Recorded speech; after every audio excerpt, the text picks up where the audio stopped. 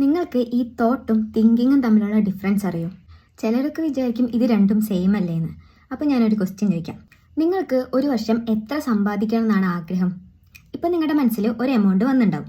ഇനി ഞാൻ അടുത്ത ക്വസ്റ്റ്യൻ ചോദിക്കുകയാണ്, അതിൻ്റെ ഒരു 5 ഇരട്ടി നിങ്ങൾക്ക് സമ്പാദിച്ചൂടെ? അതായത് നിങ്ങളിപ്പോൾ ഒരു 10 ലക്ഷമാണ് വർഷത്തിൽ സമ്പാദിക്കേണ്ടത് എന്ന് നിങ്ങളുടെ മനസ്സിൽ വിചാരിച്ചതെന്ന് വെക്കുക. അതായത് അതിൻ്റെ 5 ഇരട്ടി എന്ന് പറയുമ്പോൾ 50 ലക്ഷം സമ്പാദിച്ചുകൂടെ എന്ന് ഞാൻ ചോദിക്കുമ്പോൾ നിങ്ങളിപ്പോൾ വിചാരിക്കുന്നുണ്ടാവും, അയ്യോ ഇത്രയൊക്കെ മാറ്റി വെച്ച് ഇത്രയൊക്കെ സമ്പാദിക്കാൻ പറ്റുമോ എന്ന് നിങ്ങൾ വിചാരിക്കും. അതായത് ഞാൻ ചോദിച്ച ഫസ്റ്റ് ക്വസ്റ്റ്യൻ്റെ ഉത്തരം അതാണ് തോട്ട്, സെക്കൻഡ് ക്വസ്റ്റ്യൻ്റെ ഉത്തരം അതാണ് തിങ്കിങ്. ഈ തോട്ട് എന്ന് പറയുന്നത് അത്ര ഹാംഫുൾ ഒന്നല്ല, പക്ഷേ തിങ്കിങ്, അതായത് നമുക്ക് ഇത്ര സമ്പാദിക്കാൻ പറ്റൂ എന്നുള്ള ഈ ഒരു തിങ്കിങ് ഒക്കെ ഒരു ഹാംഫുള്ളാണ്. അതായത് നമുക്ക് സ്ട്രെസ്സാണ് തരുന്നത്.